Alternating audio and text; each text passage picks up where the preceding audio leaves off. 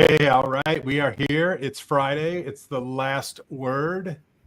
We put a request in this week for Rob Chrisman, and we got 2 Rob Chrismans. So what a bonus for everybody today. Thank you all for tuning in to The Last Word, a Chrisman commentary weekly show. Christy, KP, good to see you guys again. Rob and Robbie, welcome to the show. How's everybody? Doing great. Loving it. Thank you. We're on with Rob and Robbie. It's always a treat. I'm going to try and see if I can make Rob blush. He deflects all compliments, but he is one of my idols and an absolute legend. Do you mind if I spout off here a little bit? Yeah. No, you go ahead. I think we take it for granted that I could be in Paraguay right now, or Hong Kong, or anywhere in the world, and Robbie, all of us could be anywhere. And I think we found out during the pandemic just how powerful the internet and modern communication devices are. And I always think back about my dad heading off into the Navy in 1942, and he saved a few of his letters from home, but there wasn't any cell phone, wasn't any Zoom, wasn't any of this stuff. And when you said goodbye to your family, you said goodbye. And now through all of this, we can be anywhere chatting with each other. It just continues to amaze me how neat this is. So I love that thread. Let's stay on that thread for a minute, because I'm curious, Rob, you've been at this longer than us. I'm not picking on your age, by the way. I don't need any comments in the commentary here. You finally get to with someone on this show. Finally, somebody older than me. This is no elder abuse, please. No elder abuse. No, here's my question to you, Rob. You've been at this thing that we're doing here today. We happen to be doing a live video, but you were doing social before there were platforms other than email, right? If you think about your newsletter when it started, that was the kind of the flavor of social at the time. And clearly it helped you take your brand from Northern California and make it a national brand, right? It's part of that process. How much have you seen, like, how much has changed for you now when you go, because you travel every week somewhere? How much has it changed from people seeing you in writing to seeing you show up on video in different platforms when you show up at the Michigan Mortgage Bankers, conference, et cetera? Well, that's a good question. First of all, it's primarily email. And I know Robbie's done a fantastic job of expanding into podcasts, webcasts. He's got a vendor marketplace that's rolling out shortly. He's much better at this than I am, even though I'm the one with the LinkedIn account. He does not have a LinkedIn account, but I'm not on Facebook or InstaChat or Facegram or whatever. So the fun thing is when, people will see me at a conference and I can see them, not that I'm any big celebrity, and I'm sure KP does the same thing, but you can see somebody out over there and they're kind of looking at you and you can see that what's going through their mind, and then they'll come up and they'll say, are you Rob Chrisman? And I'll inevitably say, no, I'm Kevin Peranio. And they'll say, oh, you're much better looking on video. So it's a little bit of a game we play, but yeah, it's nice to see people in person, but it's also it takes work to see people in person, but I think that it pays off. It's a people business, as you guys have talked about, as I continue to talk about, that it's nice seeing people in person. There's a reason we go to conferences. There's a reason we go to events. There's a reason why a loan officer will meet a borrower at a Starbucks or in their office. And so, yeah, I send out the commentary and people feel that they know me and they know Myrtle the cat, for example, and so on, and they feel that they can email me and insult me, or send me jokes or compliments, whatever they want to do, which is fine. But when it's in person, it's still different, and it's still, if I go to a conference and I say, hey, and Robbie does the capital market side of things, so you sign up. They like seeing. There's a reason they say there's a reason why Robbie goes to conferences. Christy and you, Brian. I mean, Brian, you go to a lot of conferences as well. It's nice sitting down with people. For sure.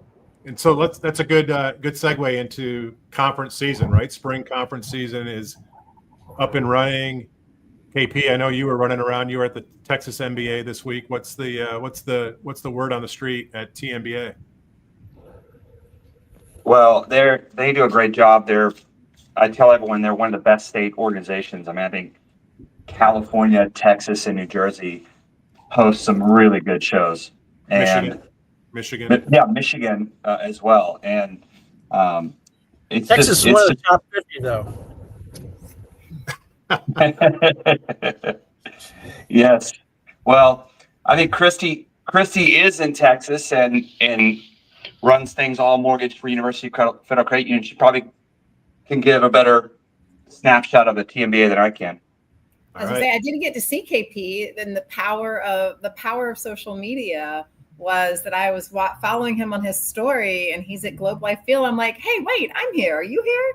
And conferences are big places. You don't always get to see everybody, even if you know them well.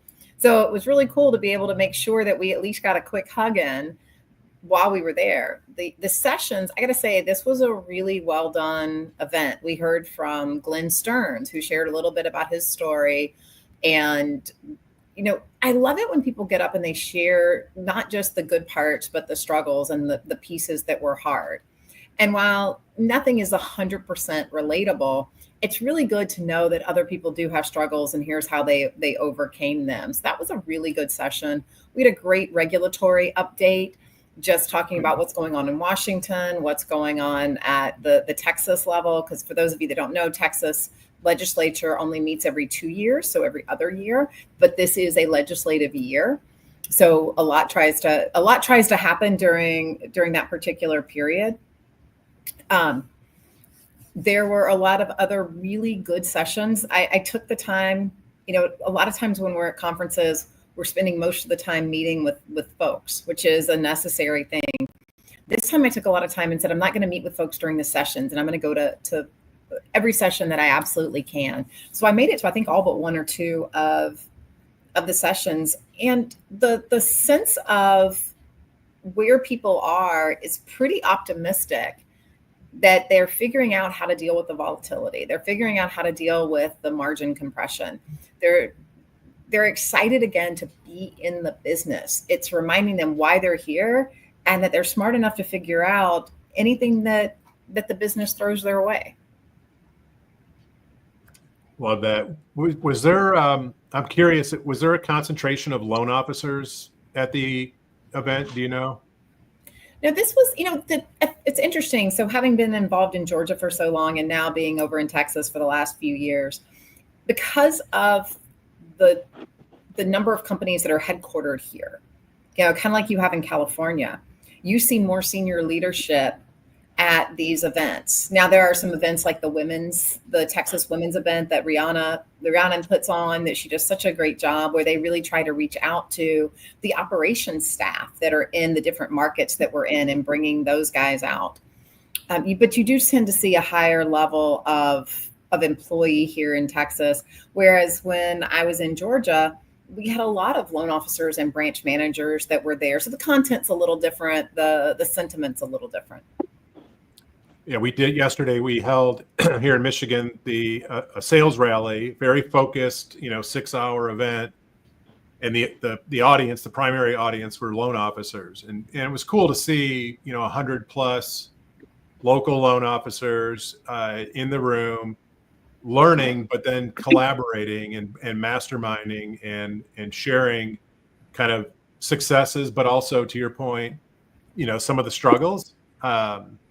We were fortunate. We had Dustin Owen, who has the Loan Officer podcast.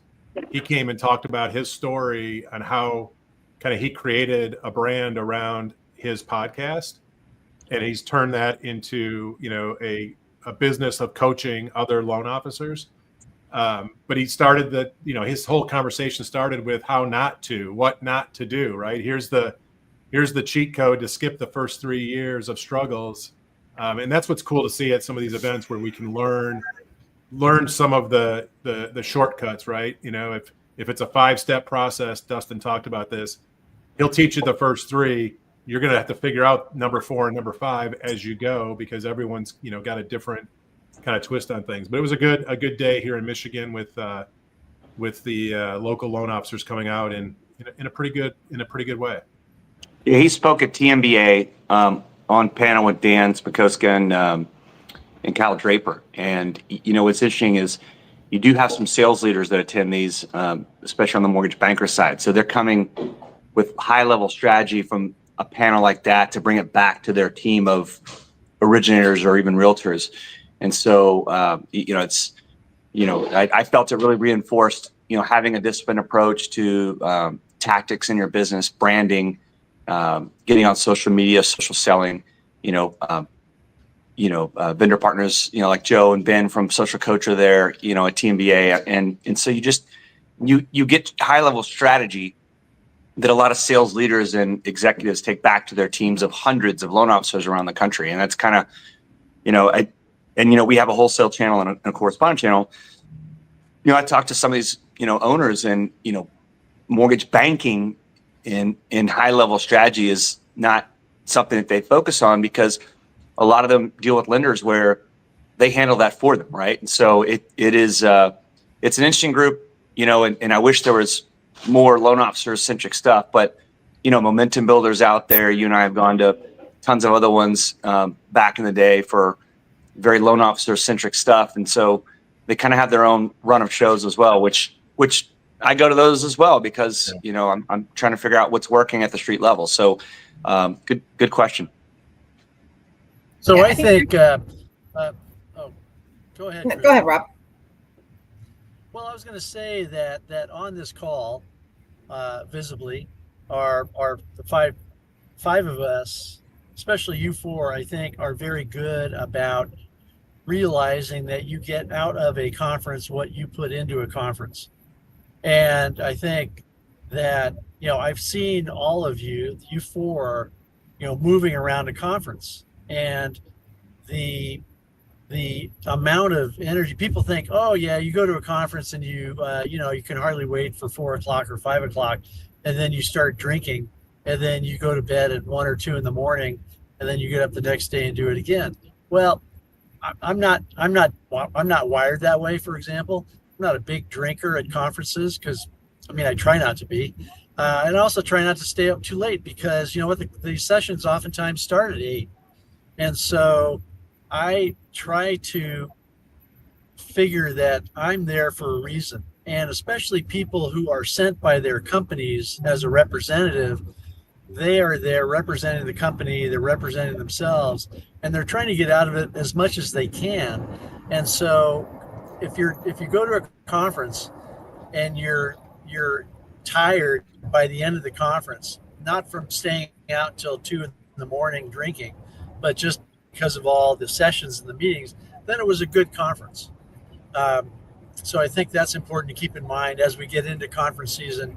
You get out of it what you put into it. What if you can do both, Rob? You're superhuman. Well, that's like a young buck like you, Kevin, can do that. An old codger like me, if I'm in bed by 10, it's a good conference. Ooh, that's a little late for me.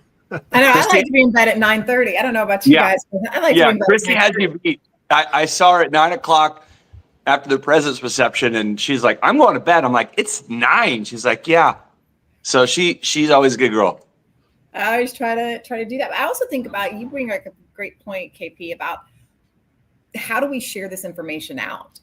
And are we good about taking the learnings and the knowledge and the nuggets that we get and sharing it back with our teams? You know, it's one of the things that our CEO here has challenged us to do. He's like, hey, if you're at a conference, write it up and then send it out to all of your peers and anybody else that it would impact. And we were really good about that in the fall conference season. Yeah. And then as the season waned, we got, and I'm just going to speak for myself, maybe not as proactive at doing that, and then let an event slide and not send it out. And he reminded us the other day in our executive meeting that this is the expectation of the organization, is that if you are going to a conference, not only are you publicly representing us, but you are to bring back the knowledge that you gain and share it with the organization so that everybody can learn and everybody at the organization gets benefit. That's how you're creating the ROI for going to that conference. I'll throw in something and kick it over to Robbie. But one thing I've, in really heavily being at trade shows about 12 years or so, you develop relationships, after 5 p.m. With vendor partners. And those vendor partner relationships are an interesting dynamic because you become friends with these people because we're all in this road warrior life, and they all bounce around. They go from vendor to vendor over the years, and what stays consistent is your relationship with those vendor partners. And so oftentimes when they move from one place to another, they're on their second, third, fourth, sometimes even fifth vendor in the time you've known them. They trust you and talk to you and say things to you that maybe their current CEO at their vendor maybe wouldn't want them to say. And they give you the straight skinny. They tell you what's up. They tell you how they're feeling about their MI pricing, or how they're feeling about the architecture of their CRM, or they tell you about the things that you need to hear as a lender, a potential partner in customer.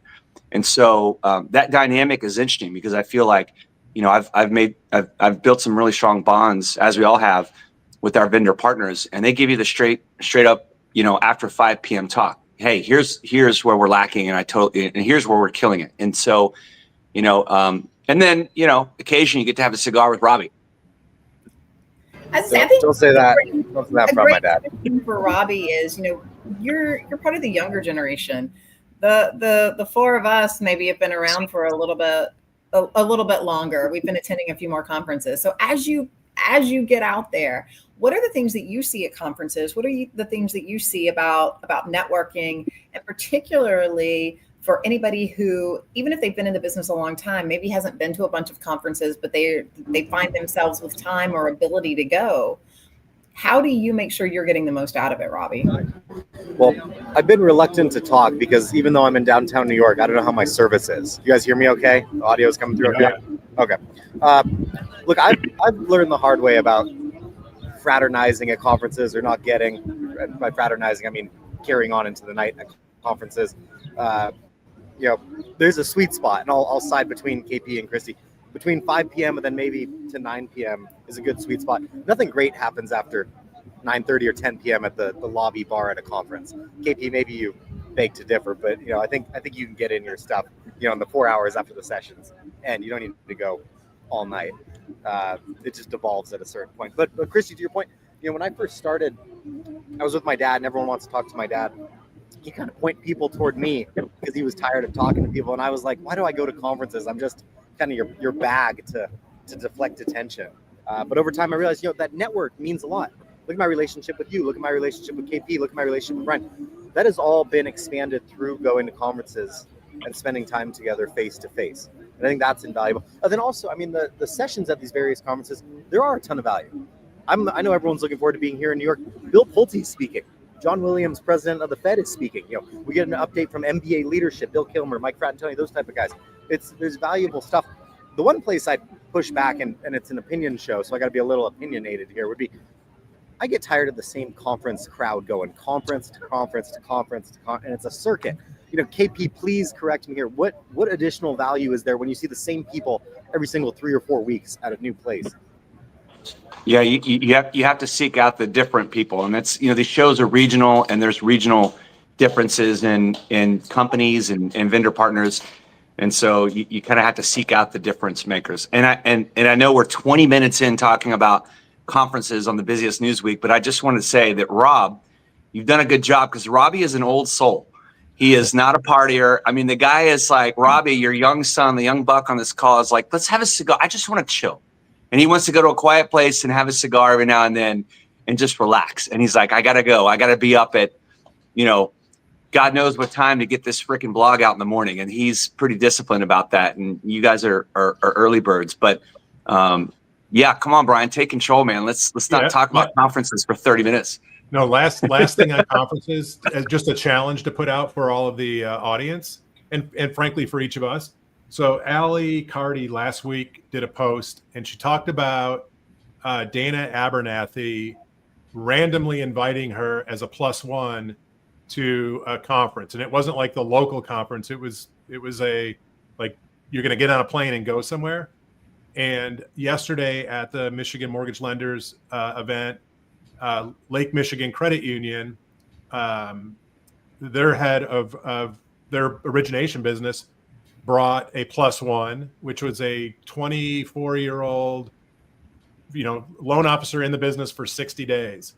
And so I would challenge all of us to think about how we can bring a +1 to some of these events and let the next generation, if you will, start to get a flavor for what's going on beyond their walls and beyond their home office in most cases. So just a challenge to put out for the audience. But now there was a few bits of news. So KP, what the heck did we miss this week on the economic front? Well, I'll say what I've always said. I've been reading the Chrisman blog for decades, and the first paragraph and last paragraph are by far the best parts. I mean, of course, you got to read the whole thing. But this is arguably the busiest news week we've had, at least in a quarter. And because of all the tariff craziness and Liberation Day in early April, it was probably more heightened and impactful coming up on a Fed meeting next week. I mean, we're in the heart of Q1 earnings seasons for stocks. And that matters in our business because, we all talk about the flow of money and how it's flowing around. I mean, 40% of the S&P 500 index reported earnings this week. And so, and everyone wants to know how are businesses actually impacted by tariffs. And we know that what they put on that stupid poster board the first day was like the shot across the bow. And we're way, way less worse than that day, right? And so everyone's down to 10% except China, and then there's deals coming. And so everyone, I think generally in the business community and the bond trading community, which they say bond traders are the smartest people on Wall Street, although I think I'll just contend that they don't know everything. That's why they're so itchy on every single data point, because they can't predict the future. But 10-year Treasury's back in a range, and we had a strong jobs report. Wage growth is good. It's outpacing inflation. Inflation was pretty tame. But the fear of what's to come is still out there. It's not as high as it was a month ago. But uncertainty is unsettling in life, but certainly when it comes to trading, treasuries and mortgage-backed securities, which directly impacts our rates, which impacts business, which impacts affordability. And so I will say we talk about a couple themes here, and one is how good the servicers are going to be, at customer acquisition costs and all that. But I gotta do a hat tip to the originators, because, if we're in a $2 trillion year, 1.5 trillion of it is purchase business, the originators are still overwhelmingly getting the new business, and they pivoted so quick and gathered in so many deals in March, and then of course that first week of April. I mean, we see when rates take a quick dip, everyone organizes and mobilizes very quickly on the origination front, and we're all still getting our pipelines out the door. So, hat tip to the originators out there, busting their butts right now. And the trend is your friend. Rates are trending down. They've been trending down. If we have slowing economy, softening labor, and a Fed poised to cut, when they feel the time is right, not when they're told to do so by the president, that's going to be game on for all of us.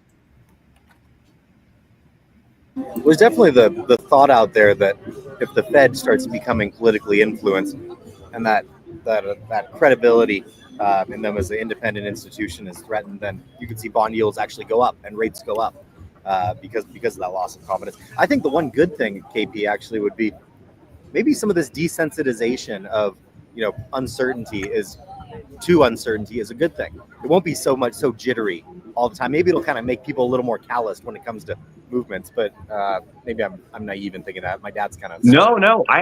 I think you're spot on, and not to dominate this segment, but look, President Trump has been backed down, and so he had to back down on his comments against Powell. So the threat of the independence is no longer there. He backed down, just like he backed down on the tariffs when he saw the bond market going haywire. So so that's called the Trump put, right? So there's a floor on the market. When it gets too crazy based on what he's saying, he actually recognizes it and backs down. And I don't know if you guys saw, he put out a tweet yesterday on X. He said, anyone that does any business or buys any oil from Iran, you will not do any business with America whatsoever. I mean, China gets all their oil from Iran, right? And so nothing happened in the market. So even his tweets and threats like that, which a month ago would have set the markets in a royal and a tizzy, did nothing yesterday. So your point is 100% made yesterday. Dad, say something. I'll turn this car over. It's like when Rob used to tell you, I'm going to turn this car over if you guys don't stop fighting back there. Maybe he's Dad, you were smirking for what I was saying and what KP was saying. You have a comment there?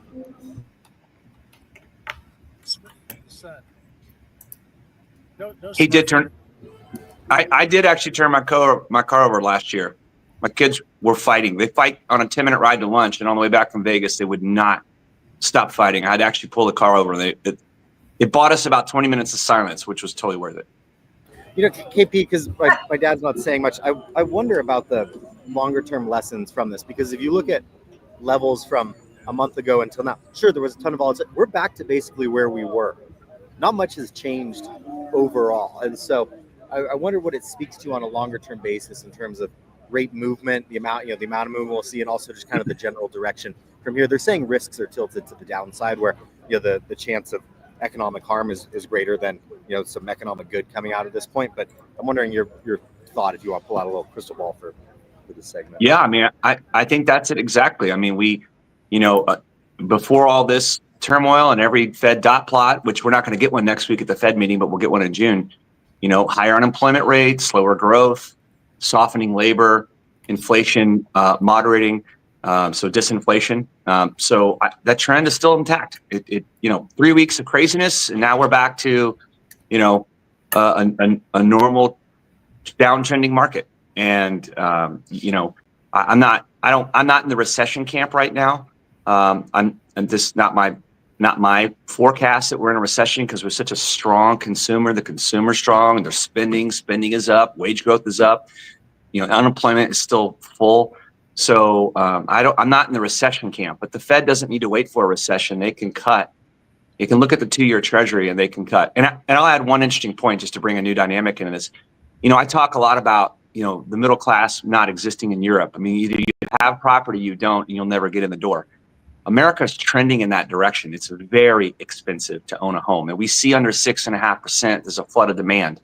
So there's still demand for people to come in across this country to buy houses, and that's a good thing. But what's interesting is in Europe, when they do their CPI version of inflation, they actually do X shelter. So they strip out shelter. They don't even count it, because you can't own a home there, because there's no middle class, and so their inflation is 2.2%, and the European Union has cut 9 times. And so if we strip out shelter here, we're at 1.8%. 1.8%. So, like I've said a lot, the Fed may have to say, we can't do anything about building houses fast enough. We can't do anything about taxes rising or insurance or hurricanes. And so if all the other components are tame on inflation and the 2-year Treasury is at 370, that's room to cut. It's room to cut from the 437 Fed rate we're at right now. So, Trump's not wrong in pressuring Fed Chair Powell. I mean, Bank of China's central bank works in cahoots with Xi over there, and ours is independent, and it's very frustrating. It's frustrating for us, but I'd love to see rates come down, and I think they're going to cut 25 basis points in June. I would. So one, by the way, that the most interesting session that we had at Texas MBA was the kickoff session with Amanda Johnson, or AJ, where she did talk about, the taxes and insurance and what's impacting those and how that looks for risk from the long-term standpoint. And I think that bleeds into when we think about the rise in insurance cost and the rise in taxes. the consumer can only be optimistic for so long. We're seeing a rise in delinquencies. We're seeing more inventory on the market. We're seeing more consumer debt.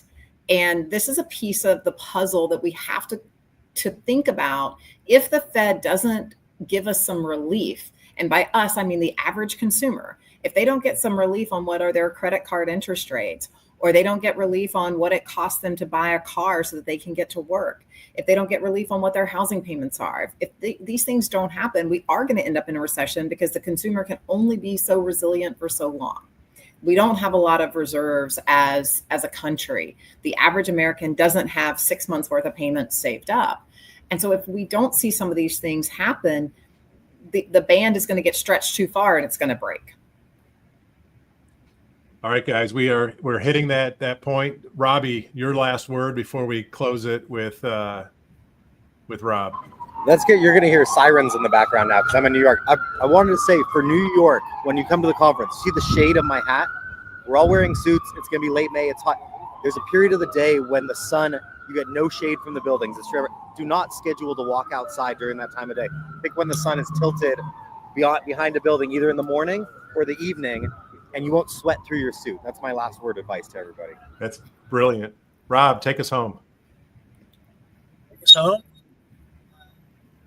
I could talk for about a half an hour why I disagree. Talk louder. Talk louder. Talk louder. Is that better? Oh, well. We're getting Fight your way through it here. So. All right, guys. That was the last word, literally. Sorry. Safe travels, Rob, wherever you're heading. Looking forward to seeing everybody in the next couple weeks at the different events. And we'll be back here next Friday, 1 p.m. Eastern on The Last Word. See y'all.